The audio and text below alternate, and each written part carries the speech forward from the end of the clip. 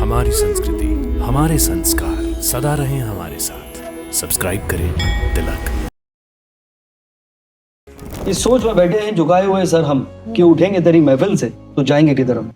कौन सा प्लैनेट ज्यादा रूल करेगा 2025 को? ये रास्ता किधर जाता है मुझे नहीं है खबर, पर ये मुझे पता है मेरी मंजिल है किधर। यहीं से शुरू होती है ज्योतिष की शुरुआत। गुरु का प्लेसमेंट है, वो चेंज होगा 15 अप्रैल को। तो उनको हमेशा कहा जाता है सिंह इज किंग। अगर मगर किए बगैर मकर राशि पे आ जाते हैं, और ये राशि वो है जो सलमान और शाहरुख खान दोनों की है। इनकी बनती नहीं माँ से, भाई बहनों से, उसके बाद शादी होती है, बेचारे they are prone to it, will not be appreciated. दाल बराबर। वो तो मुर्गा बना दिए जाते हैं। तो अजनबी वो शहर में रस्ते भूल जाता हूँ, मोहब्बत याद रहती है, चेहरे भूल जाता हूँ। मछली ये मछली है जो किसी की जाल में नहीं फंसती। शादी नहीं हुई, वो सोच रहा है हमारा नंबर कब आएगा। 12 साल से नहीं हुई, अब ये 12 साल के बाद वाली अपॉर्चुनिटी मिल रही है। 24 वाले जब 36 के हो चुके हैं, अब उनकी शादी होगी। बीत गया वो साल और गुजर गए वो लम्हे। हाँ। और नए साल में देखें चलो कैसे नए सपने। हाँ। Astrology is a divine science, और उसको आप बिजनेस बना रहे हैं। Never leave your core for मोर।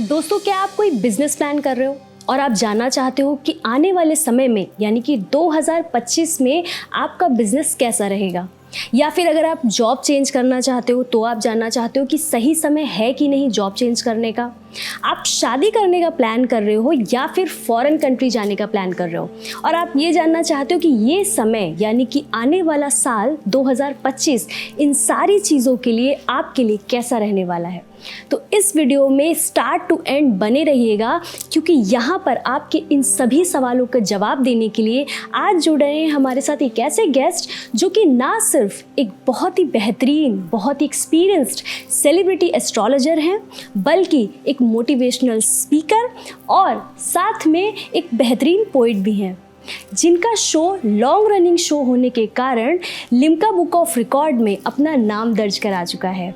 तो चलिए वीडियो को शुरू करते हैं और स्वागत करते हैं डॉक्टर संदीप कोचर का। नमस्ते संदीप जी। नमस्ते। कैसे हैं आप? बस मैं एकदम ठीक हूँ। तो संदीप जी, आपका जैसा कि फैमिली बैकग्राउंड एस्ट्रोलॉजी में कोई नहीं रहा है, राइट? सो आपका कैसे इस फील्ड में आना हुआ, एंड ये आपके लिए कितना बेनिफिशियल हो जाता है, because you have so much knowledge about the things. किसी को देख के आप बहुत सारी चीज़ें बता देते हैं, तो ये आपको कितना हेल्पफुल होता है? तो मुझे ये आप थोड़ा सा अपने बारे में बताइए कि कैसे रहा। बिल्कुल, देखिए हमारे खानदान में कोई भी नहीं है, एंड बट मुझे लगता है कि it is a part of my destiny. अभी मैं ये हॉरोस्कोप किसी को दिखाऊंगी, बताइए ये हॉरोस्कोप किसका है, तो कोई भी एस्ट्रोलॉजर कहेगा एक एस्ट्रोलॉजर का हॉरोस्कोप। तो एस्ट्रोलॉजर का भी एक हॉरोस्कोप होता है। ओके। मतलब एस्ट्रोलॉजी उसको आनी चाहिए, और कैसे वो पोर्ट्रे करता है वो उसकी कुंडली के ऊपर डिपेंड करता है।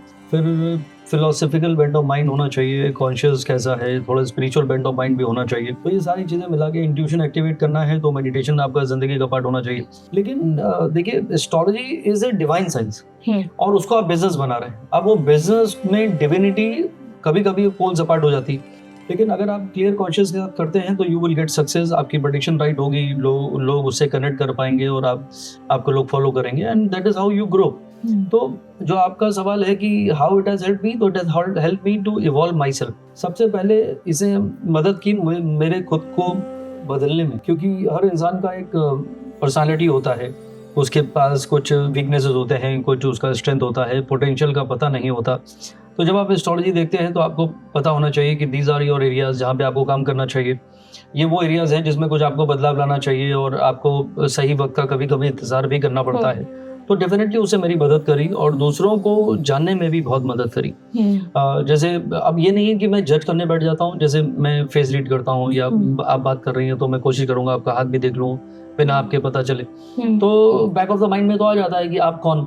लेकिन उसको मैं जज करके आपसे मतलब आपको मैं वैसे जज नहीं करूंगा, but I will understand who you are. तो दैट विल हेल्प मी कि मैं आपसे कैसे डील करूं। आपको मैं कुछ बहुत ही straight forward, mostly I am straight forward person, और आपको बुरा लगेगा तो मैं उसको थोड़ा सा मेलो डाउन करके आपसे उस तरह से बात करूंगा। आप बहुत सेंसिटिव हैं तो मैं कोई भी सेंसिटिव बात उतने एकदम डायरेक्ट अप्रोच से नहीं करके आपको थोड़ा सा मैं समझाने की कोशिश करूंगा। That way it help me to understand a person, specially घर में। नॉर्मली हम बच्चों को बड़ा करते हैं अपने हिसाब से। 15 साल के बाद जब बच्चे बड़े हो जाते हैं तब लगता है कि यार ये तो हमारा बच्चा तो रेबेलियस हो गया। तो इसलिए हो गया कि वो उसके अंदर लीडरशिप स्किल थी, आपने उसको मार पीट के बड़ा कर लिया। तो अगर आपको ये बात एस्ट्रोलॉजर पहले से बताया था कि जो आपका बच्चा अभी भी पैदा हुआ है, इसको आप दबाइए मत, इसको इसके दोस्त बनिए, इसको रियलाइज कराइए। ना आई डू चाइल्ड काउंसलिंग, तो मैं उनको रियलाइज कराता हूँ। पहले मैं कहता था यार 12-14 साल का होगा तो कराएगा, अभी क्या जरूरत है बच्चों की। अब मैं कहता हूँ नहीं भैया 12 महीने का करा लो, क्योंकि 3 साल का बच्चा 13 का हो गया और 13 वाला ऑलरेडी 26 का हो चुका है। मतलब माइंडसेट से जो उनके अंदर टेक्नोलॉजी आ गई, ऑलरेडी इम्बाइब्ड है, सिम लगे हुए हैं सबके अंदर, तो दे हैव इवॉल्व्ड। तो बच्चे आज की डेट में नई जनरेशन के। तो अगर बच्चा मान लीजिए बहुत ही सेंसिटिव बच्चा है और आपने उसको भी डांटा पीटा पारा बड़ा कर लिया, वो बेचारा इंट्रोवर्ट बड़ा होगा, तो वो एक्सप्रेस ही नहीं कर पाएगा, क्योंकि उसका ब्रिंगिंग आपने इस तरह से किया। तो knowing a person beforehand, raising them accordingly, and then wife और हस्बैंड। तो अगर एस्ट्रोलॉजर आप एस्ट्रोलॉजी सीख जाएंगे तो आपको पता है कि मेरा ये हस्बैंड ऐसा है, चलो I need to behave in this particular fashion और वे। लोग 20 साल बाद भी कहते हैं मैं आज तक तुम्हें नहीं पहचान पाया या पहचान पाई, 20 साल। तो that is how it is. Astrologer जो स्ट्रेंजर है वो आपको रियलाइज कराता है, तो खुद के लिए भी उसको पता है और आपको भी अवेयर करा रहा है। इससे बड़ा मुझे नहीं लगता कि कोई और साइंस टेक्नोलॉजी जो है वो हेल्प करती है। और रही बात जर्नी की, तो अब क्या बताऊं किधर खो गया हूं मैं अब क्या बताऊं किधर खो गया हूं मैं, जिधर चला कारवां उधर खो गया हूं। तो I always try to go with the flow. And जो मैंने जिंदगी की शुरुआत BWM से की थी, BWM मतलब बाइसिकल विदाउट मशीन, साइकिल पे, और स्कूल जाया करते थे। तो छोटा सा शहर यूपी में, तो वहां से लेके BMW तक का सफर। तो आई थिंक ये तभी संभव होता है एक ही जिंदगी में जब आपका अंदर का कॉन्शियस क्लियर है। मैं बहुत ही ऑप्टिमिस्टिक इंसान हूँ, बहुत पॉजिटिव रहता हूँ किसी भी हालात में, चाहे वो मेरी जिंदगी में भी तकलीफें आती हैं, मेरा भी जन्म कुंडली है, मेरे भी गुड और बैड आते हैं। लेकिन जब आप उसको एक बिलीव के साथ ऊपर वाले की कि किसी ने कहा तुम जिक्र करोगे वो फिक्र करेगा, तो you have to delegate things. Mostly हम क्या करते हैं, खुद को ब्लेम करने लगते हैं या टाइम को ब्लेम करते हैं या किसी को भी ब्लेम करते हैं। It is not that, it is about your timeline. तो ये मुझे लगता है कि एस्ट्रोलॉजी ने मुझे बहुत बड़ा कर दिया, मेरी फिलॉसफी को एक अलग लेवल पे पहुंचाया। I became a different person, more happy, more content, and I think I feel I am blessed. आपकी लाइफ का वो टर्निंग पॉइंट कहाँ था जहाँ से आप कहते हैं ना कि यहाँ से मेरी ये जर्नी की स्टार्ट हुई, एस्ट्रोलॉजी में आप एंटर किए, मतलब वो वाला एक थोड़ा सा बताइए। हाँ, ये देखिए और अनप्रोफेशनल हो जाएगी कहानी। I was a cricketer actually, I wanted to play for India. बचपन से मेरा एक ही सपना था। मैंने अंडर 16, अंडर 19 यूपी स्टेट खेला, अंडर 22 कर्नाटका स्टेट पहले सीजन में खेल लिया। कर्नाटका जो रणजी ट्रॉफी चैंपियंस है, और एक जमाने में 7 प्लेयर इंडिया की टीम के 7 प्लेयर कर्नाटका के थे। तब गुंडप्पा विश्वनाथ चेयरमैन थे। एंड उस दौरान मैं बेंगलोर में था। एंड हम लोग राहुल द्रविड़, हम लोग एक ही क्लब में थे, BUCC Bangalore United cricket club. के तारोपुर हमारे कोच थे, और वहाँ पे मैंने अपनी लेग स्पिन, मुझे तो आती थी, बहुत टर्न होता था, गोगली नहीं आती थी। तो एक बार हमारे कोच ने हमें कहा, के तारोपुर सर ने, Sandeep leg spinner without A googly is man with one hand. और ये बात अभी तक मुझे वर्ड टू वर्ड याद है, दिल में इतनी चुभ गई। उस दिन से मैंने गूगली पे काम करना शुरू किया, और मेरी गूगली ऐसी हो गई कि राहुल द्रविड़ भी जब बैटिंग करते थे नेट्स पे, तो पैड पहले आगे कर देते थे, क्योंकि पता नहीं था कि ये बॉल अंदर आएगी कि बाहर जाएगी। तो I became so, and it was extraordinary. ऐसा नहीं कि कोई शेख चिल्ली के सपने थे कि कोई भी किसी को मुझे इंडिया खेलना। उस जमाने में IPL नहीं था, खाली रणजी ट्रॉफी हुआ करते थे। But I was quite close. Kirmani तक ने बोला था कि nobody can stop you. I was so extraordinary good in my cricket, but suddenly one day my father passed away. तो वो एक बहुत बड़ा एक मोड़ आ गया, और पूरा जिंदगी में यू टर्न आ गया, क्योंकि बचपन से मेरा एक ही सपना था कि मुझे इंडिया खेलना है। तो वो जब ऐसा मोड़ आया तो इंट्रोस्पेक्शन शुरू हुआ, why me, I need to come back. मेरे छोटे भाई बहन स्कूल में पढ़ते थे और जिम्मेदारी आ गई। तो मैंने एस्ट्रोलॉजी, मैंने सपने में भी नहीं सोचा था कि मैं एस्ट्रोलॉजर बनूंगा, और वो भी प्रोफेशन। मतलब एस्ट्रोलॉजी की पढ़ाई करने के बाद भी लोग मुझसे फीस पूछते थे, तो मुझे पसीना आ जाते थे, यार मैं इसके पैसे कैसे लूँ, you know, it was like that. But जैसे कहते हैं डेस्टिनी, मुझे तो पता नहीं था कि भाई this is what it is. But I think I am blessed. अगर क्रिकेटर बन जाता तो आज या तो रिटायर हो जाता या कमेंटर बन जाता, you know, because I was good in that also. But I think अब मैं वो जोन में हूँ जहाँ पे क्रिकेटर्स मुझसे एडवाइस लेते हैं। पहले ग्रेग चैपल इंडियन टीम के कोच थे, वो मेरे क्लाइंट थे। फिर राहुल द्रविड़ इंडियन टीम के कोच बने, तो हमारी बातें होती थी। अब गौतम गंभीर हैं, तो उससे मेरी बात होती है। तो 3 इंडिया के कोच अगर मैं उनको सजेशन दे रहा हूँ, तो आई थिंक मैंने इंडिया खेल लिया। Right, great. सो कोई ऐसा आप कोई चार्ट आप डिस्कस करना चाहोगे क्रिकेटर में, किसी को आपने बताया हो, प्रेडिक्ट किया हो कि ये चीज होने वाली है गेम में? देखिए, क्रिकेटर हो या आम इंसान, और मैं तो हमेशा कहता हूँ जिंदगी भी क्रिकेट की तरह है। Asking run rate is always more than the current run rate. तो हम लोग वही करते रहते हैं, हम रन रेट को बढ़ाने की कोशिश करते हैं। लेकिन मैं एक चीज जरूर कहता हूँ कि भैया रन हमेशा 4 और 6 मारने से नहीं मिलते हैं, दौड़ के रन बनाने पड़ते हैं। That is what life is. और मैं हमेशा बिलीव करता हूँ कि जिंदगी की जो दौड़ है वो मैराथन की है, वो 100 मीटर नहीं है।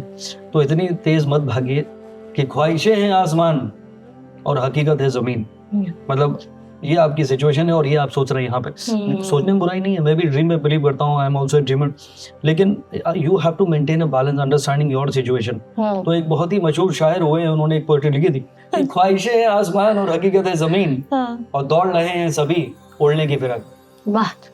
तो हर इंसान उड़ना चाहता है, तो उड़ना is not a great idea. दौड़िए, लेकिन दौड़िए भी मतलब इन द राइट डायरेक्शन। किसी ने कहा था direction is important then speed, कि आप किस गली जा रहे हैं ये तो आपको पता होना चाहिए। बाहर जाके देखिए लोग भागे जा रहे हैं, दौड़े चले जा रहे हैं। इस पे मैंने लिखा था कि रफ्तार जिंदगी की बढ़ गई है कुछ इस कदर, रफ्तार जिंदगी की बढ़ गई है कुछ इस कदर, वो भी भाग रहे हैं जिन्हें कहीं जाना नहीं।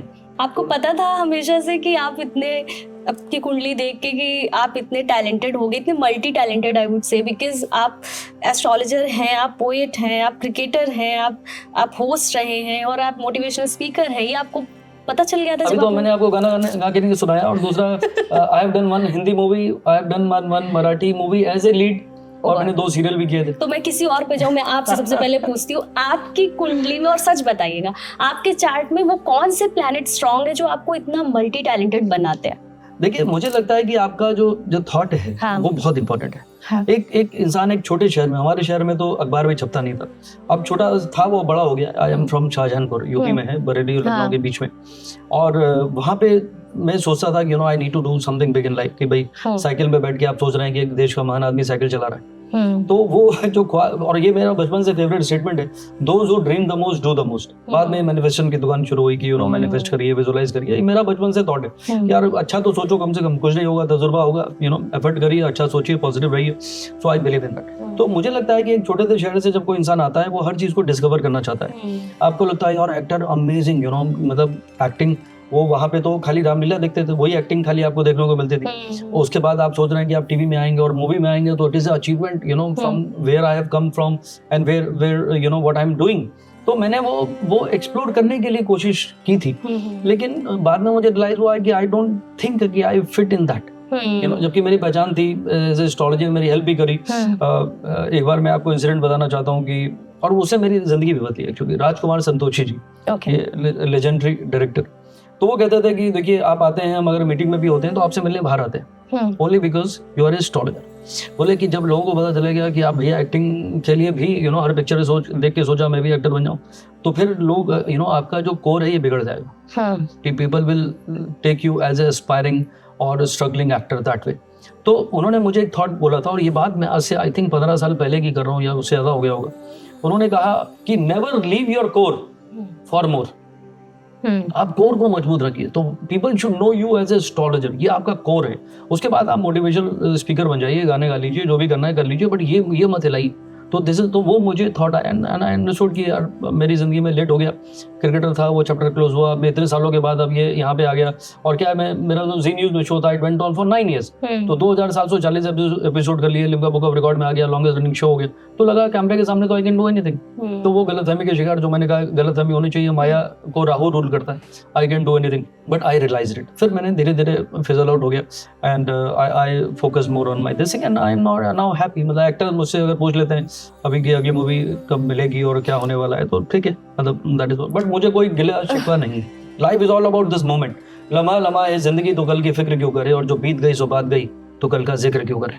आप ऑप्टिमिस्टिक बहुत है जी, और अगर आप ऑप्टिमिस्टिक हैं तो आप मैनिफेस्ट करते हैं। करेक्ट। और जैसा कि आपने स्टार्टिंग में बताया कि प्लैनेट्स कहीं ना कहीं आपके थॉट्स को इफेक्ट करते हैं 100%। तो ऑब्वियसली जो आपने ये सब चीजें की हैं, कोई तो प्लैनेट होगा जो स्ट्रांग होगा, जिसकी वजह से आपने ये सारी चीजें मैनिफेस्ट की। दैट्स अ डिफरेंट थिंग कि किसी में आपने थोड़ा ज्यादा अच्छा परफॉर्म किया, किसी में कम। तो that I want to know कि वो प्लैनेट्स कौन से हैं। I have got a good Jupiter. Jupiter इंसान को समझदारी देता है, विजडम देता है, स्पिरिचुअल बनाता है। मेरा moon is also a good moon. क्या होता है कि moon is the most important planet in astrology. Moon जो है मन को रूल करता है। अब इंसान डिप्रेस हो जाए कि मैं इंडिया नहीं खेल पाया तो डिप्रेस हो गया, यू नो, अब आपने कुछ नहीं करना जिंदगी में। मैं डिप्रेस नहीं हुआ, मुझे लगा एक्सेप्टेंस, जो मैं बार बार कह रहा हूँ, ये आपको ऑप्टिमिज्म कौन देता है? मून देता है। तो I got a good moon जिससे अपने एक्सेप्टेंस के साथ जिंदगी में आगे बढ़ा और सपना आपने नहीं छोड़ा। यू नो, जो सपना था इंडिया खेलने का, आज भी देखिए, मतलब ये मेरा जो जी में शो था, it was viewed in more than 120 countries. मैं जाता था, लोग एयरपोर्ट में पहचानते थे मुझे। इवन लंदन एयरपोर्ट में मैं इमिग्रेशन की लाइन में लगा हूँ तो वहाँ पे मुझे लोगों ने पहचाना। दुबई में जाता था, मॉल से लेके हर लोग मेरे साथ फोटो खींचते थे। मैं वहाँ एयरवाई में शो करता था, दुबई में रेडियो करता था, जी का शो करता था। लंदन में मेरा जी टीवी में शो चलता था, वहाँ पे वो अलग शो था, मेल के बेस के ऊपर था। तो मतलब आई गॉट फेम। और वो टाइम में डिजिटल मीडिया नहीं था, नहीं तो अपने भी मिलियन में फॉलोअर होते, बट उसका भी कोई वो नहीं है। What I am trying to say is कि मैं जो भी मुझे मिला उसको मैंने एक्सेप्ट किया, जो नहीं मिला मैं उसको भूल गया। तो ये मेरे लिए बहुत एक अच्छी आदत है। जब कभी कभी एम्बैरेसिंग होती है कि आई डोंट रिमेम्बर थिंग्स, मैं भूल जाता हूँ। तो अजनबी हूँ, शहर में रस्ते भूल जाता हूँ, मोहब्बत याद रहती है, चेहरे भूल जाता हूँ। वाह वाह वाह। So I try to forget things which I feel is not important. Okay great. So अगर इसी को मैं कनेक्ट करते हुए आपसे 2-3 फील्ड्स की बात करूं, आप मुझे बताना जो बहुत अच्छे बिजनेसमैन हैं, बहुत अच्छा लाइक काम कर रहे हैं, अंबानीज हुए या जो भी है, टाटा हुए, उनके चार्ट में, क्योंकि ऑब्वियसली ये तो होता है, अब मैं इतना तो समझ गई, कौन से प्लैनेट ज्यादा स्ट्रांग होते हैं जिसकी वजह से वो इतना फाइनेंशियली बिजनेस वाइज ग्रो करते हैं? देखिए, इसमें एक तो आपके genes means what family you are born in. अभी मैं अगर अभिषेक बच्चन की बात करता हूँ, Abhishek Bachchan he is one of my favourite person in that way. But जो सक्सेस उनको मिलना चाहिए था, जैसे लोग सुनील गावस्कर का जो बेटे हैं, रोहन गावस्कर, वो इंडिया खेले बट स्टिल मतलब नहीं सक्सेसफुल हुए। ऐसे तमाम बहुत लंबी लिस्ट है जहाँ पे सेकंड जनरेशन जो लग रहा था कि प्लेटर में उनको मिल गया, वो नहीं मिला। But there are people who sailed through because of that. अब बच्चन साहब ने भी, उनके फादर महान कवि रहे, उनकी मदर भी काफी इन्फ्लुएंशियल थी, तो उनको उनका जो भी था, और जीन्स मैं कहूँगा, एनर्जीज की बात करूँगा, तो वो आपको हेल्प करता है। अंबानीज की आप बात कर रहे हैं, उनके फादर ने बहुत स्ट्रगल किया, धीरू भाई अंबानी जी ने, और उसके बाद बेटों ने उसको आगे बढ़ाया। अब थर्ड जनरेशन है, उसको आगे लेकर जा रही है। तो that is how you can't choose your family. जब आप पैदा हो रहे थे आपको थोड़ी पता था कि आपके नाम के आगे बच्चन लगेगा, गांधी बनेगा, अंबानी लगेगा, या आप कहीं के नहीं रहेंगे। तो that is how it is. तो ये प्रारब्ध है, यहीं से शुरू होती है ज्योतिष की शुरुआत। प्रारब्ध संस्कृत का वर्ड है, उसका मीनिंग है deeds of the past birth. तो पिछले जन्म के कर्मों का फल आपको इस जन्म में भुगतना पड़ता है। अब कई लोग हैं, वो बेचारे एक छोटे से शहर में गाँव में पैदा हुए, कहीं कोई कुछ नहीं, कोई पढ़ाई नहीं, पूरा जो जीवन है वो खेतों में निकल गया। एग्जाम्पल दे रहा हूँ, कितने लोग हैं वो वहाँ पे पैदा हुए लेकिन दे ग्रू अप। तो वो एक तो जीन्स का असर है, दूसरा उस इंसान की एनर्जी। अब जैसे नरेंद्र मोदी जी के लिए जो कहा जाता है कि वो प्लेटफॉर्म पे चाय बेचते थे, अब हम दोनों ट्रेन में जा रहे हैं, अब एक स्टेशन आया, आपने कहा मुझे चाय पीनी है, और मैंने आवाज लगाई छोटू एक कप चाय लेकर आ। अब वो छोटू भागता वो चाय लेकर आ रहा है। क्या आपके कभी वो ख्यालों में आएगा कि वो देश का प्रधानमंत्री बन जाएगा? तो ये कैसे हुआ? तो कुछ चीजें मैंने इस पे कुछ लिखा था, पूरा मुझे याद नहीं है, कि इन लकीरों से ऊपर कुछ तो है, इन सितारों से ऊपर कुछ तो है। तो कुछ तो डिवाइन एनर्जी है जो चीजों को कंट्रोल करती है। यहाँ पे नाम के आगे गांधी लगा हुआ है, जैसे मैं राहुल गांधी की बात करूँ, सारे बॉक्सेस टिके। जब वो पैदा हुए थे तो अगर हमें बुलाया जाता तो हम कहते हैं प्रधानमंत्री पैदा हुआ है देश का। 3 प्रधानमंत्री ऑलरेडी उनके घर में थे, तो मतलब 10 जनपद में पैदा होने के बाद भी अभी तक नंबर नहीं आया, इज 54 years old। तो व्हाट इट इज, तो दैट मींस समथिंग। तो टाइम होता है, ठीक है, जिस दिन उनका अच्छा टाइम आएगा, थोड़ा सा भी राजयोग आ गया, he will become prime minister, क्योंकि सारे बॉक्सेस टिके। लेकिन वो इंसान जो रेलवे के प्लेटफॉर्म से विद जीरो बैकग्राउंड और वहां से लेके यहाँ तक की जर्नी की, 3 बार आप देश के प्रधानमंत्री बन गए, जहाँ पे ऐसे ऐसे पॉलिटिशियंस हैं जहाँ पे नंबर ही नहीं लगता, आपको कोई टिकट भी दे दे, और मतलब that is something which is beyond anything. तो जो किसी ने मुझे बोला था अभी कि क्या नरेंद्र मोदी इस बार बनेंगे प्रधानमंत्री 3 बार, मैंने कहा देखिए, there are things which are beyond this. ठीक है, उनका टाइम थोड़ा सा चेंज हुआ, उनकी दशा सेम थोड़ी चल रही है। जब पहली बार सीएम बने और तीसरी बार सीएम बने और तीसरी बार प्रधानमंत्री नंबर आ गया, दशाएं तो कितनी बदल चुकी हैं। तो अगर देखा जाए तो it is not a great दशा इज रनिंग राइट नाउ। उनकी मंगल की दशा है, मंगल नवांश में नीच का है। It is not a great time for Narendra Modi ji. देखिए, अभी जैसे राहुल गांधी की दशा चेंज हुई, प्रियंका गांधी की भी चेंज हो गई, राहुल गांधी का राहु की दशा शुरू हुई 18 साल की इसी साल लोकसभा इलेक्शन से पहले, और प्रियंका गांधी की सूर्य की दशा शुरू हो गई। दोनों की कुंडली मैंने देखी थी, जयजन दिखाई थी। तो ये दोनों का वक्त बदला, वो लीडर ऑफ अपोजिशन बन गए, और प्रियंका गांधी पहली बार मेंबर ऑफ पार्लियामेंट बन गई, और अब उनको बोलने का मौका मिला। तो उधर नरेंद्र मोदी जी का टाइम थोड़ा सा नेगेटिव में गया, इनका थोड़ा सा टाइम पॉजिटिव आया, and they become vocal. Compare to earlier years. 10 साल में जो उनका से नहीं था, अभी उनका से बढ़ता गया। तो हर चीज जो है वक्त के साथ चलती है। लेकिन मैं कुछ और कह रहा था, मैं ये कह रहा था कि कुछ चीजें एनर्जीज पे काम करती हैं। तो he has made a cult of himself. तो ये थोड़ा सा he has gone beyond it. तो देखिए, कोई भी इंसान परमानेंट तो कुछ होता नहीं जिंदगी में। ये तो गीता में लिखा हुआ है, परिवर्तन ही संसार का नियम है, परिवर्तन होगा। अब मोदी जी का क्या है? मोदी जी देखिए, 15 साल आप देश के राजा रहे, उसके बाद एज आपको अफेक्ट करती है। फिर आपको लगता है कि मेरा जो फर्ज था मैंने पूरा किया, फिर किसी और की पोइट्री थी, तो मेरा फर्ज था मैंने पूरा किया, अब खुदा भूल जाए तो मैं क्या करूं। तो वो फिर धीरे धीरे मन में भी आता है, you feel content, you feel you have given more than what you have ever thought of to the society, to the humanity, to the country. तो धीरे धीरे आपको लगता है कि let somebody should take over. So maybe that kind of thought might come to him. तो coming back to your question, it is all about energies. It is all about आपके planet. देखिए, राहु जो राजनीति की अगर हम बात करें, आपने कहा कि मैं कैसे एस्ट्रोलॉजर बना, मेरा जुपिटर है। Jupiter is the planet of wisdom, knowledge, learning and being truthful and honest. तो वो आपको एक अच्छा एस्ट्रोलॉजर बना सकता है, प्रोवाइडेड आपका कॉन्शियस क्लियर हो। वो भी गुरु से ही होता है। और पॉलिटिशियन कौन बनता है? जिससे राहु स्ट्रॉन्ग है। Rahu is diplomacy, tact and manipulation. धोखा, फरेब, डिसेप्शन सब राहु के अंडर में। लेकिन वो आपको आना चाहिए, क्या बोलना है और क्या नहीं बोलना है। अपने क्लाइंट से भी कहता हूँ कि सच बोलना बहुत जरूरी है मेरे भाई, लेकिन चुप रहना उससे ज्यादा जरूरी है। You need to know what not to say and how to say. तो ये राहु है।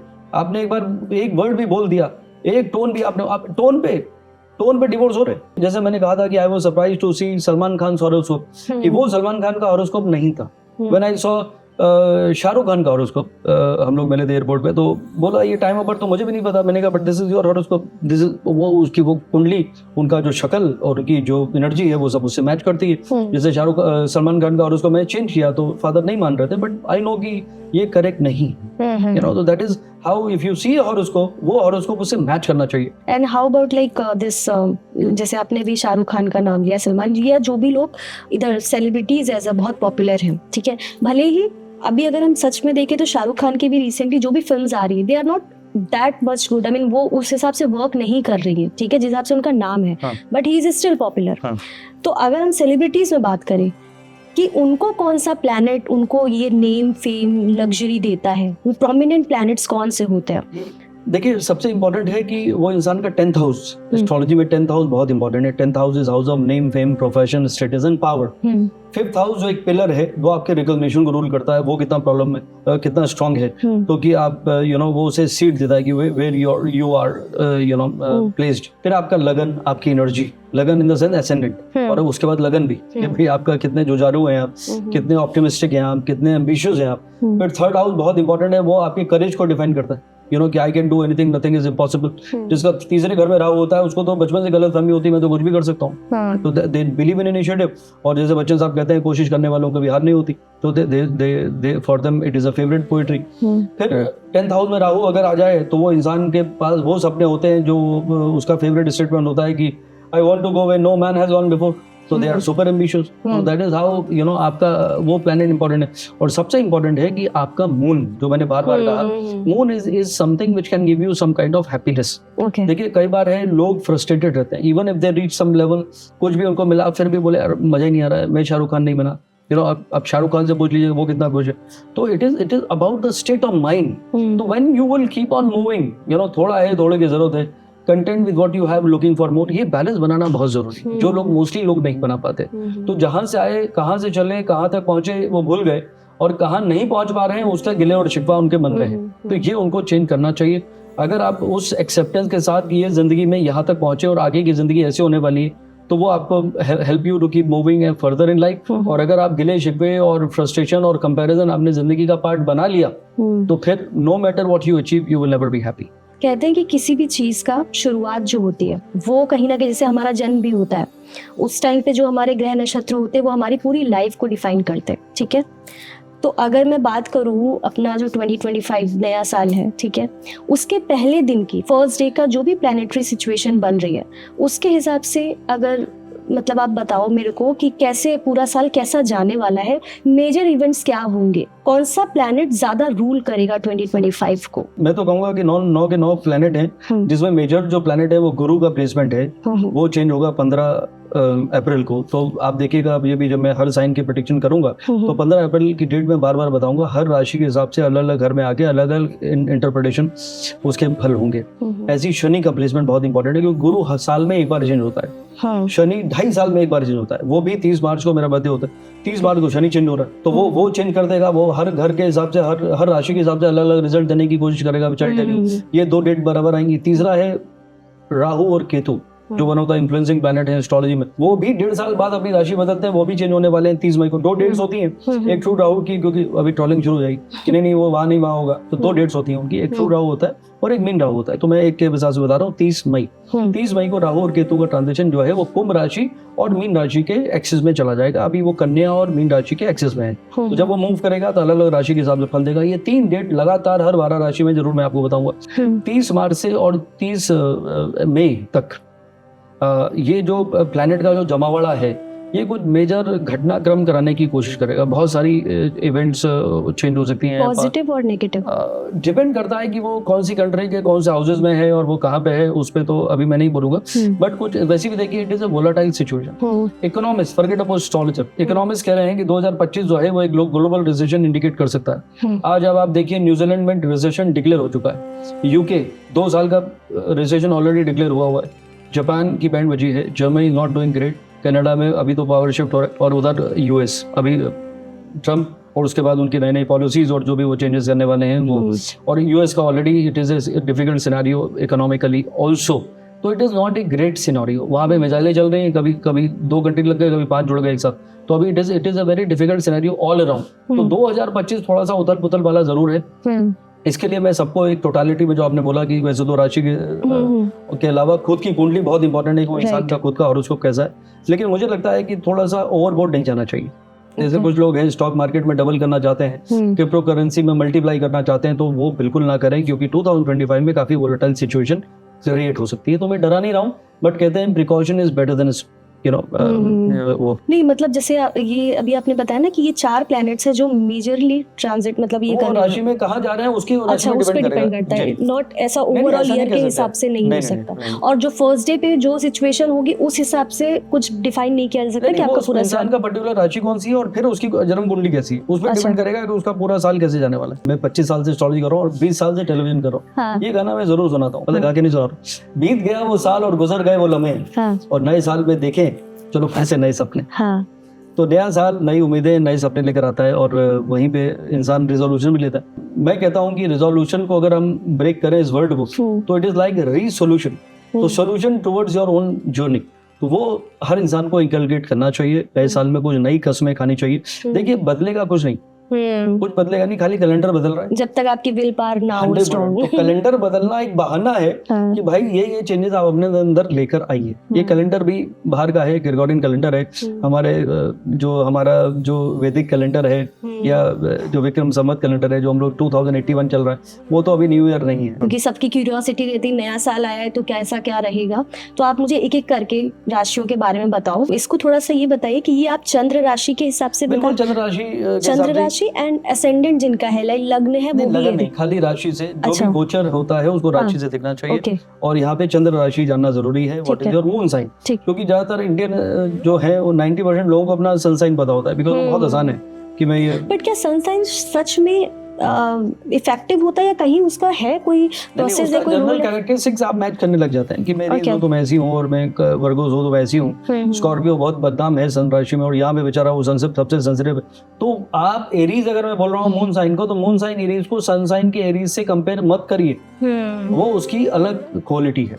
यू नो, मैं आपकी पल्स की रीडिंग और आपकी हार्ट बीट की रीडिंग वो अलग मीटर है, ये अलग मीटर है। मून साइन को आप माइंड में रखिए कि वो आपका, उससे आपका ये साल कैसे जाने वाला है। ओके, एक चीज और मैं पूछूंगी, लग्न और मून साइन लाइक चंद्र राशि, ये इन दोनों में डिफरेंस क्या है और कैसे समझे जाते हैं कि अच्छा ये लग्न के हिसाब से अगर ये चीज है तो इंसान में ये गुण आएंगे या ऐसा होगा, और चंद्र राशि के तो ये ऐसा होगा। देखिए लग्न होती है आपकी पर्सनालिटी, फिजिकल अपीयरेंस, और उसी से सारे ग्रह और घर जो है वो डिसाइड होते हैं कि मैरिड लाइफ ऐसी रहेगी, करियर ये बन सकता है, गेन्स होंगे कि लॉसेस होंगे, दशा वहीं से क्लियर होती है मून के नक्षत्र से।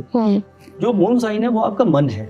ओके, तो मन के हिसाब से I want to do this, I aspire to do that, ambition. वो मून है। तो मून के हिसाब से ट्रांजिट आपको आपके मन के हिसाब से, जो मैंने कहा ना मन का हो तो अच्छा, तो मन का हो तभी अच्छा एक्चुअली। तो आपकी इच्छाएं पूरी करता है मन, और आपका जो रियलिटी है वो है आपका एसेंडेंट, जो आपकी खुद की पर्सनालिटी है। यानी कि करियर वगैरह जो भी चीजें आती हैं लाइफ में, प्रोफेशनली हम जो भी करते हैं वो सब हॉरोस्कोप देखते हैं वो लगन से देखना चाहिए। जब आप गोचर के ट्रांजिट देखते हैं वो चंद्र से देखना चाहिए। अच्छा, तो हम अभी खाली चंद्र राशि देख रहे हैं, और मैं जो भी बताने जा रहा हूँ 12 राशियों के लिए, वो खाली अगर मैंने कहा किसी राशि का धन लाभ होगा और उसको लगता है कि नहीं उसको करोड़ों रुपए मिलने वाले हैं, जरूरी नहीं है कि मिल जाए। किसी को मिलेंगे, किसी को नहीं मिलेंगे सेम राशि को, कैसे पता चलेगा? उसकी खुद की कुंडली में क्या चल रहा है। तो जन्म कुंडली आपकी क्या दशा चल रही है और क्या आपका पोटेंशियल, उसके हिसाब से आपको। अब मैंने कहा कि आपका धन लाभ होगा, अब वो सफाई कर रहा था, उसको कई 100 रुपए का नोट नीचे मिल गया, दबा हुआ, उसको धन लाभ हो गया। एक इंसान को अचानक करोड़ों रुपए कहीं से, मतलब उसको कहीं से एडवांटेज हो गया, तो वो धन लाभ उसका भी हुआ, लेकिन दोनों का लेवल अलग है। कैसे अलग है? उसकी ओरिजिनल जो उसकी खुद की जन्म कुंडली है उसके हिसाब से वो डिफाइन होता है। तो फाइनली अब आप लोग भी सारे काम वाम छोड़ के एक जगह बैठ जाइए, क्योंकि संदीप जी आपकी राशि के हिसाब से 2025 कैसा होने वाला है वो बताने वाले हैं। तो शुरुआत करते हैं मेष राशि से, यानी एरीज। और एरीज मैंने यहाँ पे लैपटॉप जरूर है, लेकिन यहाँ पे मैं कुछ पढ़ के नहीं बताऊंगा, खाली केस पे प्लैनेट मुझे देखना बहुत जरूरी है, क्योंकि कौन से राशि से कौन से ग्रह कहाँ पे हैं उसके हिसाब से इंटरप्रिटेशन होता है। तो इसलिए ये चार्ट मेरे लिए बहुत जरूरी है, नहीं तो एरीज के लिए सबसे इम्पोर्टेंट है गुरु का ट्रांजिशन। वैसे भी उनका भाग्य जन का मालिक है एरीज के लिए वैसे भी तो, और गुरु जो है उनके 3rd हाउस में आएगा ऑन 15 अप्रैल, और 12 साल बाद वहाँ आ रहा है। और जितने एरीज शादी करना चाहते हैं और चाहते हैं, बहुत जरूरी है, देखिए यशना जी, बिकॉज अगर आप सोचेंगे नहीं तो होगा कैसे, ये मेरा फेवरेट डायलॉग था। फिर तो अगर आप सोचिए और सोच ही रहे थे तो करेंगे नहीं तो होगा कैसे, करने का वक्त आ गया है शादी। तो जितने एरीज हैं जो बैचलर है और शादी करना चाहते हैं, तो 15 अप्रैल 2025 से मई 2026 के बीच में एरीज की शादी हो सकती है। अगर शनि से किसी को एडवांटेज हो रहा था पिछले तकरीबन 2-2.25 साल से, वो एरीज राशि है, क्योंकि मेष राशि से 11वें घर में शनि, 2.5 साल से वहां चल रहे थे, तो it was one of the good placement. Now 12वें घर में शनि का एंटर होना 30 मार्च को 7.5 की शुरुआत करा देगा मेष राशि के लिए। लेकिन मैं उसको कहूंगा बिल्कुल घबराने की जरूरत नहीं है, कोई भी कितना डराए डरिए मत, बिकॉज आपका, जैसे मैंने कहा कि आपके कर्म, अगर कर्म ठीक है, आपका धर्म मतलब आपका स्पिरिचुअल कनेक्ट ठीक है, आपका बिहेवियर ठीक है, then you don't need to worry about it. तो वो है, वो चेंज हो जाएगा। और तीसरा जो ट्रांजिशन जो है, जो सबसे इंपॉर्टेंट है, जो हम 1 साल की प्रेडिक्शन में यूज करते हैं, वो है राहु। तो राहु 11वें घर में आ जाएगा 30 मई को। और जब भी 11वें घर में कोई प्लैनेट आता है वो सबसे ज्यादा गेंस देते हैं, और राहु अगर 11वें घर में आ जाए तो अनएक्सपेक्टेड गेन। तो मेष राशि के लिए ये साल बहुत ही सिग्निफिकेंट है, मैरिज के पॉइंट ऑफ व्यू से, गेंस के पॉइंट ऑफ व्यू से, और थोड़ी सी जिम्मेदारियां उनकी जरूर पड़ेंगी, बिकॉज सैटर्न जो है वो उनको इन्फ्लुएंस करेगा। ओके, सो कोई टिप आप देना चाहेंगे मेष राशि वालों को, जो इनको overall for a year follow करनी, ताकि इनको ओवरऑल स्ट्रेस मत लीजिए। देखिए जैसे ही उनको मेष राशि को पता चलेगा 7.5 चल रही है, तो अननेसेसरी स्ट्रेस में चले जाएंगे, और वो रोज मैनिफेस्ट कर लेंगे कि उनको अभी कुछ गड़बड़ होने वाला है। तो ये गलत बात है। जैसे मैंने कहा, जिम्मेदारियां बढ़ सकती हैं, तो जब आपकी रिस्पॉन्सिबिलिटी बढ़ेगी तो उसको अपॉर्चुनिटी समझिए। पहले आपको कोई पूछता नहीं था, ऑफिस में आप कोने में बैठे रहते थे, घर चले जाते थे शाम को। अब आपको बोला कि now you will be responsible for this, तो अचानक आपको जिम्मेदारी का एहसास हुआ, एंड आप कुछ बड़ा हैंडल करने लगे, आपके अंदर टीम आ गई। अब वो अलग बात है कि पहले आप 7 बजे घर पहुंच जाते थे, अब आप 9 बजे पहुंच रहे हैं, और उसके वजह से आपका रुतबा बढ़ा, आपका पैकेज बढ़ा, और आपका जो आपका रियल पोटेंशियल था वो आपको परफॉर्म करने का मौका मिला। इनको कोई किसी तरह का मतलब कोई रेमेडी आप सजेस्ट करना चाहोगे? किसी प्लान में गुस्से में कंट्रोल रखें। Aries are always ruled by Mars, और मार्स क्या होता है कि वो लोग एग्रेसिव होते हैं, दे आर द वन जो आर्म फोर्सेस में जाते हैं, पुलिस में चले जाते हैं, या स्पोर्ट्स में होते हैं, वो एरीज है। एरीज नंबर 1 है, और नंबर 1 ही उनको रहना हमेशा पसंद है। लेकिन थोड़ा सा मुझे लगता है कि एक्सेप्टेंस, थोड़ा सा टॉलरेंस, थोड़ा सा लेट गो, और कभी कभी कोई बात नहीं, मैं कैप्टन नहीं हूँ, मतलब या तो मैं कैप्टन हूँ, मैं तभी खेलूंगा, नहीं तो रन नहीं बनाऊंगा, ये गलत बात है। तो मुझे लगता है कि थोड़ा सा बैक सीट भी लेनी पड़े तो ले लीजिए, बट अदरवाइज एग्रेशन, जो मैंने कहा कि अगर आप रिएक्ट करते हैं तो फिर वो रिस्क से खराब करता है। तो आई थिंक इसके लिए, बिकॉज मोर ऑफ मेंटली चीजें हैं, आई थिंक वो अगर थोड़ा सा हीलिंग या फिर मेडिटेशन या इस तरह की चीजें करें, दैट हमेशा उसी पे बिलीव करता हूँ। थोड़ा सा मेडिटेशन को लाइफ का पार्ट बनाएंगे तो आपके इमोशन इंबैलेंस कंट्रोल में आ जाता है। तो ना तो आपको गुस्सा आएगा, ना कोई डिससैटिस्फैक्शन बढ़ेगा, ना कोई स्ट्रेस बढ़ेगा। तो मेडिटेशन जो आपने एडवाइस दिया है, तो मेरी ना सुने, कम से कम याचना जी की सुने कि मेडिटेशन को जिंदगी का पार्ट है, इसको बनाना चाहिए। नेक्स्ट अपना टॉरस, वृषभ राशि यानी टॉरस, और टॉरियंस के लिए अच्छा वक्त है, क्योंकि क्योंकि गुरु का ट्रांजिशन ऑलरेडी उनके चंद्रमा के ऊपर चल रहा है। और जितने वृषभ राशि वाले लोग थोड़े से फ्लेम्बॉयंट होते हैं बिकॉज शुक्र से रूल होते हैं और प्यार मोहब्बत वाले इंसान हैं और ऑप्टिमिस्टिक हैं, क्योंकि चंद्रमा भारतीय ज्योतिष में चंद्रमा जो एग्जॉल्ट होता है वो वृषभ राशि में होता है और वृषभ राशि ही कृष्ण भगवान की राशि, यही वो भगवान है जो हमेशा मुस्कुराते रहते हैं, रासलीला भी करते हैं, सब कुछ। तो ये ब्यूटीफुल मून है, ऑप्टिमिस्टिक और हैप्पी मून है। तो I think they are the brand ambassador for happiness वृषभ राशि। अगर आपको वृषभ राशि वालों को पहचानना है तो कोई कहीं मुस्कुरा रहा है अकेला बिना वजह, तो वो वृषभ राशि के लोग हैं and I think that is the best thing about them. और वृषभ राशि की मुस्कुराहट थोड़ी सी कम इसलिए होगी क्योंकि शादी का दौर चल रहा है, तो दे में गेट मैरिड। पिछला तकरीबन 2-2.25 साल से बहुत सारी चीजें रुक के हो रही थी क्योंकि सैटर्न उनके 10th हाउस में चल रहा था और जो 10th हाउस प्रोफेशन का होता है याजन जी, और शनि अगर वहाँ चलता है तो चीज़ों को रोक देता है। तो वो निकल जाएगा 30 मार्च को, शनि इनके 11वें घर में आ जाएगा which will be a very good time. Rahu भी इनके 10th हाउस में आ जाएगा, शनि मीन राशि में एक तरह से परिवर्तन हो जाएगा उनका, पहले जहाँ शनि था वहाँ राहु आ जाएगा, जहाँ राहु है वहाँ शनि आ जाएगा। तो राहु जब 10th हाउस में आता है वो इंसान को सुपर एम्बिशियस बना देता है। तो ये वो टाइम है जिसमें कुछ चेंजेस एक्सपेक्ट कर सकते हैं वृषभ राशि के लोग। क्या लोग था कि जब वक्त बदलता है तो सितारे बदल जाते हैं और सितारों के बदलते ही इंसान की सोच बदल जाती है, तो इनकी सोच बदल जाएगी and that is how they will try to bring a change in their life. लेकिन जैसे भगवान कहते हैं परिवर्तन ही संसार का नियम है, तो वृषभ राशि पे नियम लागू हो जाएगा। ये अच्छा transformation for positive change is a way of life. मैं हमेशा कहता हूँ कि अगर गांव में बाढ़ नहीं आती तो शहर में नहीं जाते। So tip for them and remedy tip from them is keep smiling no matter आपकी कितनी भी जिम्मेदारियां बढ़े, लेकिन ये भी है कि अब थोड़ा सा संभल के चलना पड़ेगा बिकॉज दिल संभल जा जरा, मोहब्बत करना चला है। तो वैसे तो उनका सिंबल ही बुल है, बुल इज फॉर पेशेंस, तो पेशेंस का एग्जाम अब होगा उनका एक्चुअली। ओके, तो वो थोड़ा सा मुझे लगता है कि just go with the flow, otherwise there is no problem. Okay, Gemini Gemini थोड़े से डे ड्रीमर्स होते हैं, बहुत सोचते हैं, लेकिन ये साल सोचने का नहीं करने का है क्योंकि राहु अभी भी 5 महीने उनको अपॉर्चुनिटी दे रहा है, 1 साल से चल रहा है। 10th हाउस में राहु मतलब sky is not the limit, तो ये इनका एक अमेजिंग फेज था और है भी, जो इनको आगे बढ़ने में मदद करेगा। तो कोशिश तो करनी पड़ेगी, खाली आप प्लानिंग करते रहेंगे तो then it is not going to work. तो कहते हैं work your plan and plan your work, तो वो बहुत इंपॉर्टेंट है। तो this is something they have to take initiative, बहुत इंपॉर्टेंट है। ट्रांजिशन ऑफ शनि उनके 10th हाउस में आके फिर से इनको थोड़ा सा स्लो करेगा। अब ये जेमिनी को थोड़ा सा सब्र रखना पड़ेगा, ये बहुत इंपॉर्टेंट है। और गुरु का जो ट्रांजिशन है वो मिथुन राशि के ऊपर आ जाएगा 15 अप्रैल, 12 साल के बाद। तो जिससे जेमिनी की शादी नहीं हुई वो सोच रहे हैं हमारा नंबर कब आएगा, 12 साल से नहीं हुई, अब ये 12 साल के बाद वाली अपॉर्चुनिटी मिल रही है। तो दिस इज समथिंग, यानी 24 वाले जब 36 के हो चुके हैं अब उनकी शादी होगी। कितने लोग हैं यहाँ पर मिथुन राशि के, सब रेडी हो जाओ। बिल्कुल, तो बट वो विलिंगनेस बहुत इंपॉर्टेंट है। मैं हमेशा कहता हूँ सोचोगे नहीं तो होगा कैसे। तो ये उनको मुझे लगता है कि गुरु का एक अच्छा ट्रांजिशन उनके लगन में आ रहा है। और जो लोग अपनी नॉलेज को, अपनी स्किल्स को, अपने एजुकेशन को अपग्रेड करना चाहते हैं, it is a very good time. मुझे लगता है कि आप कर लीजिए, बिकॉज कई बार क्या होता है याजन यू नो कि सर्कमस्टांसेस के चलते आपकी एजुकेशन पूरी नहीं हुई या आपको लग रहा था मुझे ये स्किल या डिग्री चाहिए, तो अब मुझे लगता है कि उसको पूरा करने का वक्त आ गया है and that is a good thing. खाली ओवर थिंकिंग नहीं करें, क्योंकि thinking is okay, we need to think. Philosophical bent of mind इनका हमेशा रहता है। ना कोई वजह थी ना कोई ख्याल था, बेवजह थी बेख्याल था। वाह। तो अब मुझे लगता है कि अब आपको बेवजह मत सोचिए, यू नो, ये खुद आपको चेंज करना चाहिए। और जितना पॉजिटिव और 3 नंबर वाले लोग, they love travelling also, they love to write, they are good writers also, you know, like वो पोएट्री कर सकते हैं, वो कुछ भी स्क्रिप्ट लिख सकते हैं।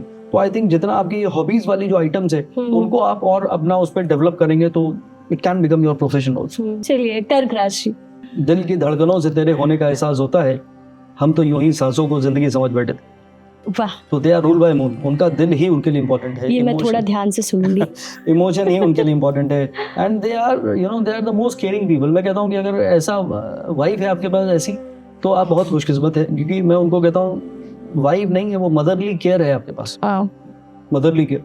तो they are the most beautiful people on the planet that way, क्योंकि हर चीज़ वो दिल से करते हैं, लेकिन फिर दिल पे लग भी जाती है, तो ये भी एक समस्या है। बिकॉज जितने केयरिंग लोग होते हैं उतने सेंसिटिव भी होते हैं। और हस्बैंड ऐसे तो खैर कम ही होते हैं, लेकिन जिसके हस्बैंड अगर कर्क राशि के लोग हैं तो आई थिंक वो वाइफ को, उन हस्बैंड को संभाल के रखना चाहिए, because caring husband 2 opposite word कहे जाते थे पहले, अब मुझे लगता है तो that is a good thing.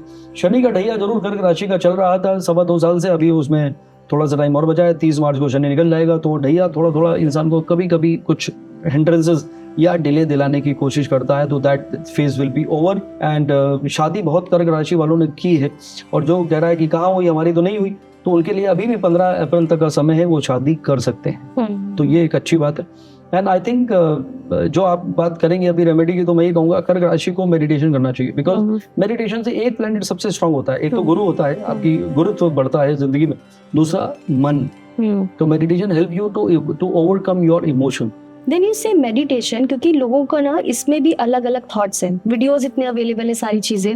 ये कैसे, लाइक कुछ लोग कहते हैं आपको अपने ब्राउ चक्रा पे आपको फोकस करना है, यहाँ पे लाइट देखनी है, कुछ कहते हैं आपको अपनी ब्रीदिंग पे फोकस करना है। आपके हिसाब से मेडिटेशन का सही टेक्निक क्या है जो इजी भी हो और एक बिगनर के लिए सही है? सही और गलत नहीं है इसमें। इसमें पहला बिलीफ है, आपको कुछ बॉक्सेस टिक करने पड़ते हैं मेडिटेशन के लिए। फिर आप किसके फॉलोअर हैं? रविशंकर जी हैं, उनके यहाँ ये इनर ये सुदर्शन क्रिया कराई जाती है। उसमें वो ब्रीदिंग टेक्निक है जैसे आप बता रही थी। फिर सदगुरु हैं, उनके इनर इंजीनियरिंग के हिसाब से कराया जाता है। फिर विपासना है, उसमें ब्रीदिंग रिलेटेड ही होता है। फिर ये ब्रह्मा कुमारी है, उसमें लाइट होता है। तो हर चीज का, हर एक सिस्टम का एक अलग अलग मेडिटेटिव टेक्निक्स है। तो जो आपको लगता है कि easily it is coming to you, वो करिए, लेकिन उसके लिए बॉक्सेस टिक करने पड़ेंगे कि आप कुछ योगा एक्सरसाइज नहीं कर रहे हैं, आप कुछ डिवाइन कर रहे हैं। वो बहुत बड़ा थॉट है, ये थॉट आना जरूरी है, क्योंकि मेडिटेशन करना बहुत आसान है और बहुत मुश्किल भी है। तो वो अगर आप सोचें कि मेरी जिंदगी बदल जाएगी, meditation can make you more happy, meditation will make you more intuitive, meditation will give you more peace and harmony in life.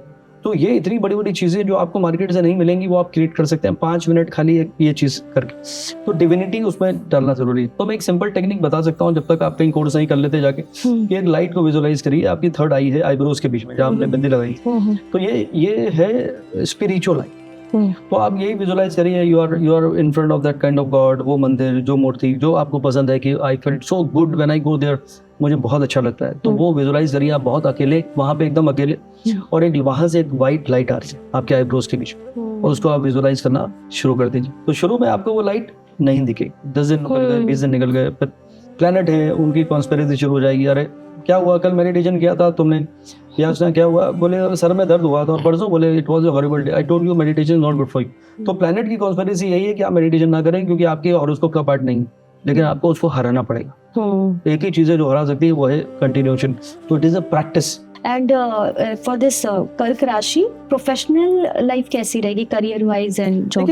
Career wise उनका कोई मुझे नहीं लगता कोई प्रॉब्लम आएगी। जैसे मैंने कहा कि पिछला 2.5 साल थोड़ा सा डिले वगैरह था, अब एक नई शुरुआत उनकी हो सकती है इन ए गुड वे। तो यहाँ पे अच्छा सवाल किया आपने, क्योंकि 12वें घर में जब गुरु आता है हर राशि से 12 साल बाद, तो वो कुछ मेजर डिस्प्लेसमेंट कराता है, चेंजेस कराता है। तो Cancerian can expect some major changes also coming their way. तो हो सकता है किसी का मेजर करियर शिफ्ट हो जाए, हो सकता है कोई एक नई शुरुआत हो, कोई बिजनेस में एक नया वर्टिकल शुरू हो जाए। तो इस तरह का कोई नया चेंजेस तो आने पाएंगे, जरूर आएंगे। कर्क राशि वालों को बिजनेस करना चाहिए? देखिए, बिजनेस के लिए बिजनेस एक्यूमेंट की जरूरत है। बिजनेस एक्यूमेंट आता है स्ट्रॉन्ग मर्क्यूरी से, राहु की स्ट्रेटजी से। लेकिन हो सकता है कि जरूर नहीं कि सारे बिजनेसमैन वाले लोग खाली मटेरियलिस्टिक ही हों।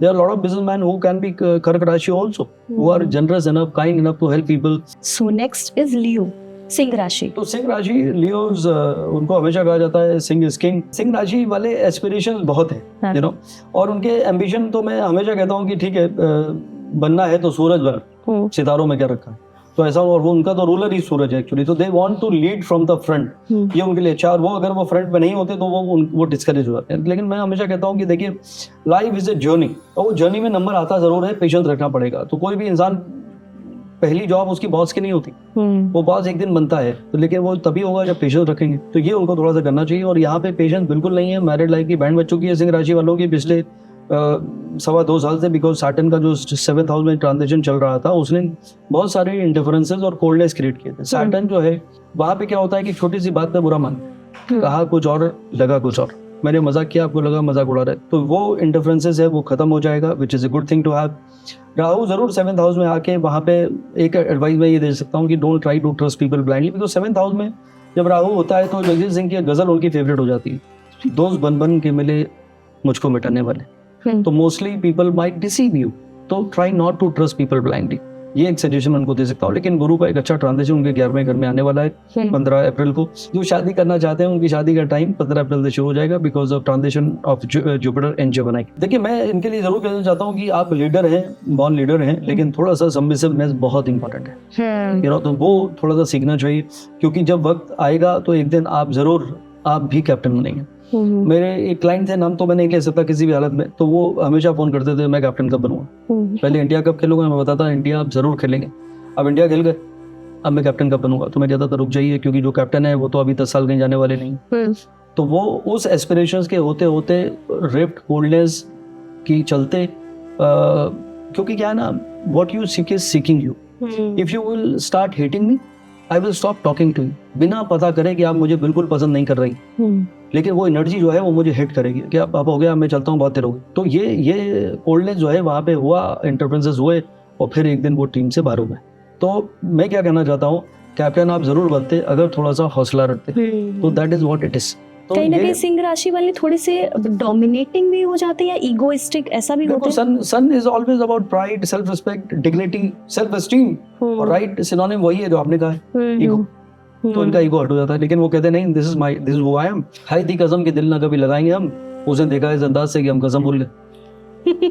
नेक्स्ट है अपनी कन्या राशि, हाँ, वर्गो। ये अपनी नहीं है, आपकी होगी, क्योंकि क्या है, कन्या राशि से मुझे बहुत डर लगता है। कन्या राशि से मुझे बहुत डर लगता है, because they are perfectionist. Okay, इस सोच में बैठे हैं झुकाए हुए सर हम, इस सोच में बैठे हैं झुकाए हुए सर हम कि उठेंगे तेरी महफिल से तो जाएंगे किधर हम। तो इतना सोच रहे हैं भाई साहब, जाइए तो सही, हो सकता है दूसरी महफिल आपका इंतजार कर रही हो, लेकिन वो उधर ही गुजार देते हैं।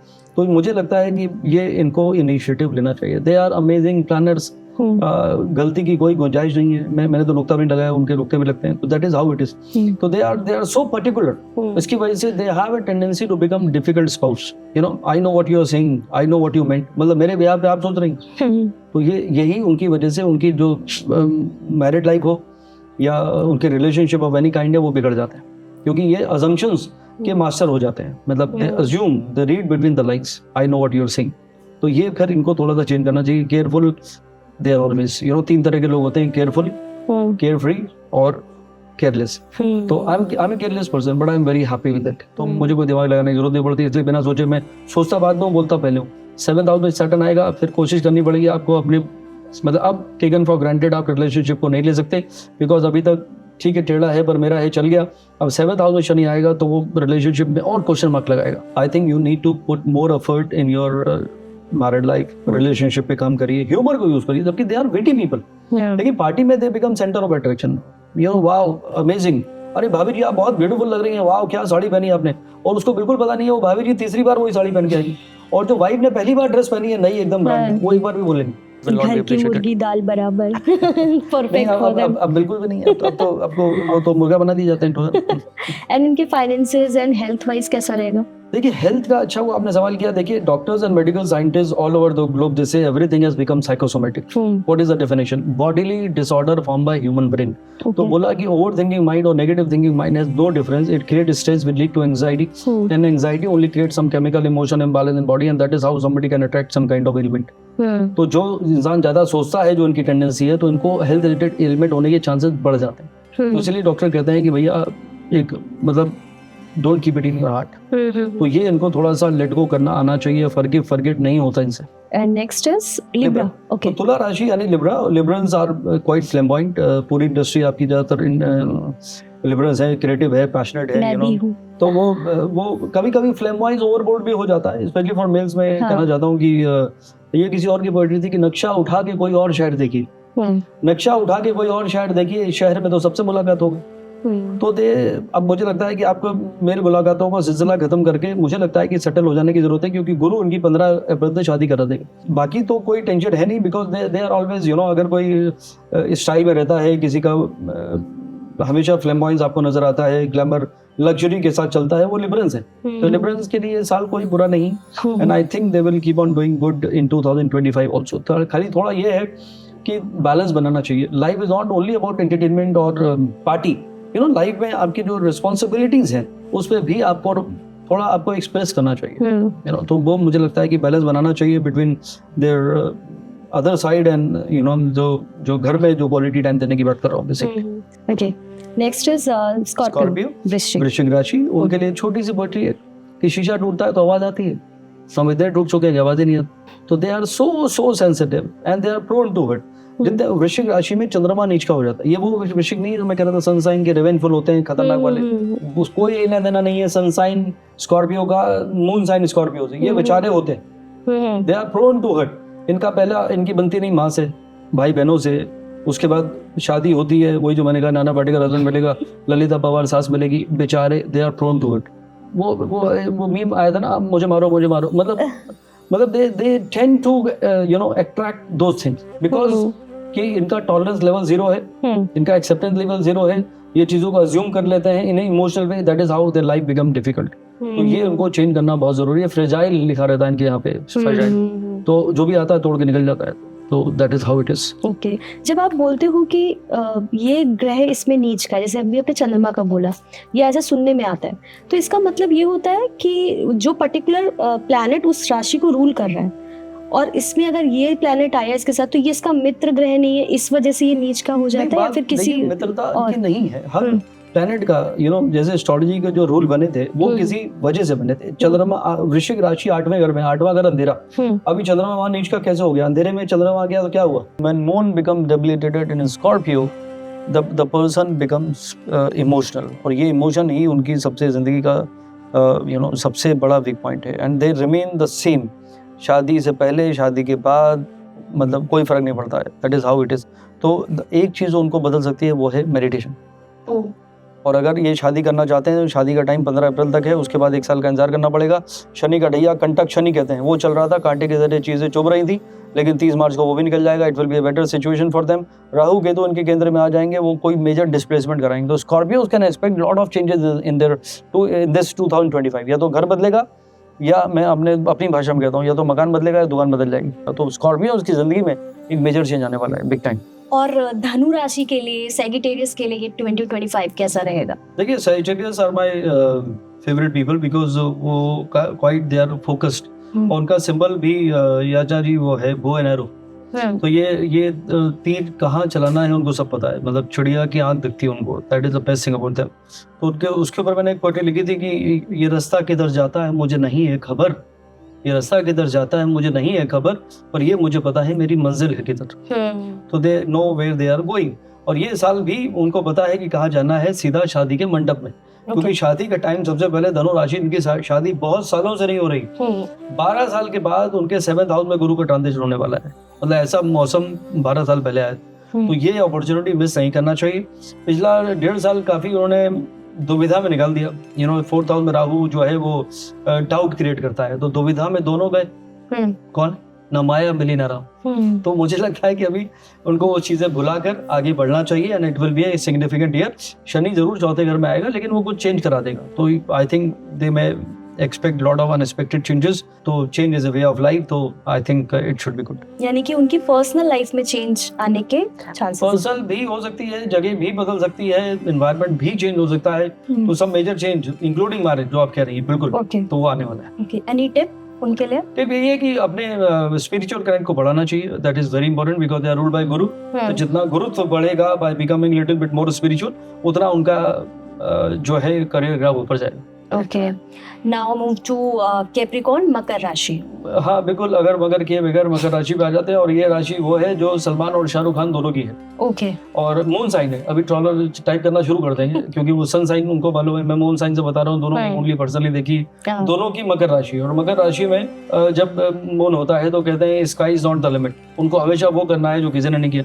तो जैसे वो इसी का नंबर, उसका 10 नंबर आता है, 10 on 10, तो कॉम्प्रोमाइज नहीं करते, तो ये बहुत अच्छी बात है। लेकिन मुझे लगता है कि कभी कभी you have to have some kind of containment also, because अगर आप हमेशा सुपर एम्बिशियस रहेंगे तो वो भी कभी कभी इंसान को तकलीफ देता है। शादी हो चुकी है 2024 में मकर राशि की, जिसकी नहीं हुई अभी भी आपके पास 4 महीने का समय बाकी है, कर लीजिए। राहु 3rd हाउस में आके बहुत इनिशिएटिव दे रहा है, यानी 3rd हाउस में राहु होता है, इसे हम कहते हैं बाहुबलम, नथिंग इज इम्पॉसिबल, इनका फेवरेट स्टेटमेंट है। पिछला 1.5 साल मकर राशि अगर कोई कोशिश कर रहा था तो मकर राशि के लोग थे, और उसका उनको फल भी मिला। तो ये this is something which is very good. 7.5 दिन की खत्म हो जाएगी, जिससे वो डरे बैठे थे तेलों से, वो भी खत्म हो जाएगी। 30 मार्च को देन वो भी आज़ाद हो जाएंगे, and they don't need to worry about anything further. But यहाँ पे एक वर्ड ऑफ एडवाइस यही है कि थोड़ा सा मुझे लगता है कि धरातल पे रहना भी जरूरी है। अब एम्बिशन अच्छी बात है, but content with what you have and still looking for more. थोड़ा है, थोड़े की जरूरत है, बैलेंस बनाएंगे तो थोड़ा सा पीस बढ़ जाएगा, जो कभी कभी बिगड़ जाता है। ओके, एंड कुंभ राशि, एक्वेरियस। कुंभ राशि के लिए मैं थोड़ा सा ये जरूर कहना चाहता हूँ कि थोड़ा सा इनको समझना पड़ेगा, specially from 30th of May Rahu का ट्रांजिशन के चंद्रमा के ऊपर आएगा। पिछले 2.5 साल से शनि इनके चांद के ऊपर आके इनको स्ट्रेस देने की कोशिश कर रहा था, जिम्मेदारियां बढ़ा रहा था एक्चुअली। अब राहु भी जुड़ जाएगा 30 मई को, और ये 1.5 साल थोड़ा सा इनका लो जाने वाला है, रीजन और नो रीजन, वजह या बेवजह। तो यहाँ पे इनको मेडिटेशन करने की जरूरत है, बिकॉज कुंभ राशि माइट फील लो इमोशनली। एक डिप्रेस वर्ड में यूज नहीं करना चाहता था, but that is a scenario. Moon राशि की बात हो रही है यहाँ पर। तो ये वो टाइम है जिसमें ओवरबोर्ड नहीं जाना चाहिए, ये वो टाइम है जिसमें रिस्क लेना नहीं चाहिए। Crypto currency, stock market, multiplication और ये गैम्बलिंग के जोन में नहीं जाना चाहिए, अदरवाइज इट विल बैकफायर। जो घर बनाना चाहते हैं, मकान बना रहे थे लेकिन घर भी बन जाएगा इनका, तो दोनों इंपॉर्टेंट है। 4 दीवारियों के अलावा घर बनाना मतलब इमोशन, तो थोड़ा सा घर पे क्वालिटी टाइम देना बहुत जरूरी है in spite of this situation. और जो परिवार वाले लोग सुन रहे हैं, कुंभ राशि अगर आपका कोई है आसपास तो उसको संभाल के रखिए, बिकॉज ये टाइम है इनको सपोर्ट सिस्टम की जरूरत है। थोड़ा सा मोटिवेशन, थोड़ा सा फ्रेंडलीनेस इनको क्रिएट करना चाहिए, because it is affecting him और हर। And next is our last one is mean राशि। मीन राशि मतलब मछली, ये मछली है जो किसी के जाल में नहीं फंसती, because they are wise people and wise wisdom जो है वो प्रिवेल करेगा, और हमेशा किया भी है। और यहाँ पे मैं ये कहना चाहता हूँ कि मीन राशि बहुत परेशान चल रही थी पिछले 1.5 साल से, अभी भी 5 महीने है एक्चुअली, पिछले 1 साल से 5 महीने बाकी है। राहु ने अगर किसी को परेशान किया हुआ तो मीन राशि, और राहु हर 18 साल बाद एक साइन पे जाता है जो इमोशनली ड्रेन आउट कर देता है। जैसे मैंने कहा अभी कुंभ राशि का नंबर है 30 मई के बाद, अभी राहु मीन राशि वाले फंसे हुए हैं। कुछ लोगों ने जॉब बदली, कुछ लोगों ने स्पाउस बदल लिया, मतलब डिप्रेसिंग स्टेट में, wrong decision at the wrong time. तो कहा कुछ और, लगा कुछ और, बहुत ही नेगेटिव दौर था। अच्छी बात है 5 महीने में वो भी ठीक हो जाएगा। शनि जरूर उनकी राशि पे आके जिम्मेदारियों का एहसास कराएगा, ये जो 7.5 हम कह रहे थे, तो वो Saturn will come over Meen sign for 2.5 years, but I will take it as a good responsibility. जो है वो अपॉर्चुनिटी में बार बार कहता हूँ कि उसमें कन्वर्ट होती है, तो इट इज गुड। जो इंसान अपना प्रॉपर्टी लेना चाहता है, घर बनाना चाहता है, गुरु का transition 4th house will support them. बाकी कोई और टेंशन है नहीं, टेंशन की आदत हो गई है, मैंने लिखा था आदत हो गई है बेरुखी की तेरी। इनका फेवरेट पोएट्री बन चुकी है पिछले 1 साल से, और 5 महीने बाकी है कि आदत हो गई है बेरुखी की तेरी, अब मोहब्बत न कर बिगड़ जाएगी आदत मेरी। वाह। तो they are in that kind of situation, but मैं ये जरूर कहना चाहता हूँ कि just life is all about enjoying every aspect of life, and Pisces must have become wiser in the last 1.5 years because of this situation, but I think they will be able to handle things in a better way. So अगर in brief हम बोले कि 2025 बहुत सारी राशियों के लिए आपने ऑलमोस्ट अच्छा ही बताया, लेकिन कुछ एक आधी राशियों के लिए शायद बताया, बट उसको कैसे हैंडल करना है उसका मैंने उस एंगल से बताया जी। तो मतलब ज्यादातर राशियों के लिए अच्छा रहने वाला है, बट जैसे एक्वेरियंस है, पाइसियन, इनके लिए कह सकते हैं कि थोड़ा सा मतलब फ्लक्चुएशन तो मौसम है, हमेशा बदलता रहता है, बट आप उसको कैसे, आपको पता चला है तो आप एक्सेप्ट करेंगे। जब आपका एक्सेप्टेंस बढ़ जाएगा तो आपको उतना सफरिंग नहीं होगा, राइट। तो it is all about knowing and understanding your situation. बाकी सबसे इंपॉर्टेंट है आपका स्पिरिचुअल कनेक्ट। आपका तो जो स्पिरिचुअल है, जो मेडिटेट करते हैं, उनको तो वैसे भी एस्ट्रोलॉजी की जरूरत नहीं पड़ती, because they are always surrounded by positive energies, divine energies, and they sail through out in life. और सबकी जिंदगी में देखिए अच्छा टाइम आ जाए ये जरूरी नहीं है, सबकी जिंदगी में राजयोग चलता रहे जरूरी नहीं है। या तो बहुत गुड टाइम है या बहुत बैड टाइम है, लेकिन मोस्ट ऑफ द टाइम एक नॉर्मल टाइम चल रहा हो। किसी की जैसे कोई दशा बुध की चल रही है, 12वें घर का मालिक है, बट वो जरूरी नहीं है बैड हो। तो किसी ने बोल दिया 12वां घर लॉसेस का होता है तो लॉस होता रहेगा, ये बहुत ही गलत interpretation. 12th house is house of foreign trips, and वो लर्निंग है। फिर दूसरे एस्पेक्ट से वो कहाँ है, जैसे मैंने कहा रूट से अगर वो 9th में, तो भाग्य का वो एक कनेक्शन जुड़ गया उधर से। तो they are many aspect of astrology. तो एक खाली जहां बोल के आपने उसको कर दिया, डिस्करेज कर दिया, तो that is not a great idea. Right. और क्या कोई ऐसे लाइक ग्लोबल इवेंट्स पर भी असर पड़ेगा 2025 में, लाइक क्लाइमेट वाइज? देखिए बहुत सारे प्लैनेट एक साथ इकट्ठे हो रहे हैं, 7 ग्रहों का जमावड़ा वहां पे है। 30 मार्च से लेके 30 मई तक थोड़ा सा टर्बुलेंस होने के चांसेस है, but I don't want to put any fear in mind. सबको पॉजिटिव और ऑप्टिमिस्टिक रहना चाहिए। अब वैसे भी वॉर्स चल रहे हैं कई जगह, रिसेशन का मौसम है, things are a little bit on the lower side, but हौसला और तसल्ली। मेरा एक फेवरेट पोएट्री है मेरी कि मंजिलें और भी हैं, निशाने और भी हैं। मंजिलें और भी हैं, निशाने और भी हैं, जिंदगी तुझको जीने के बहाने और भी हैं। तो find purpose of life, ikigai Japanese word है। तो पर्पस आप ढूंढ लीजिए ह्यूमैनिटी के लिए, पहले खुद के लिए, फिर परिवार के लिए, फिर अपने रिश्तेदारों के लिए, फिर समाज के लिए, फिर स्टेट के लिए, फिर कंट्री के लिए, फिर ह्यूमैनिटी के लिए। तो कुछ तो पर्पस ढूंढिए। तो वो अगर आपका पर्पस होता है, then you go over everything right this. और अगर सबकी सोच अगर पॉजिटिव हो गई तो फिर ये जितने नेगेटिव इन्फ्लुएंसेस है वो मिनिमल हो जाते हैं। इसीलिए कहा जाता है कि ये कलयुग में सबसे ज्यादा कोई चीज अगर असर करती है वो सत्संग होता है। सत्संग में सारी एनर्जीज कलेक्टिवली काम करती हैं। तो हर इंसान अगर पॉजिटिव एस्पेक्ट से आगे बढ़ता है with the right approach, then things impact each other actually. Okay, thank you so much Sandeep ji, आपने इतना टाइम दिया हमें इस एपिसोड के लिए और इतना सारी नॉलेज शेयर की, और सबसे बड़ी बात 2025 की प्रेडिक्शन शेयर की, जो कि सबके लिए, हमारी ऑडियंसेस के लिए बहुत इंपॉर्टेंट थी। एंड आई होप कि हम नेक्स्ट वीडियो जल्दी फिर से आपके साथ एक अच्छा सुपर हिट वीडियो शूट करें। Thank you so much. Thank you for having me. खुश रहिए, पॉजिटिव रहिए और सबको नववर्ष की बहुत बहुत शुभकामनाएं। Thank you.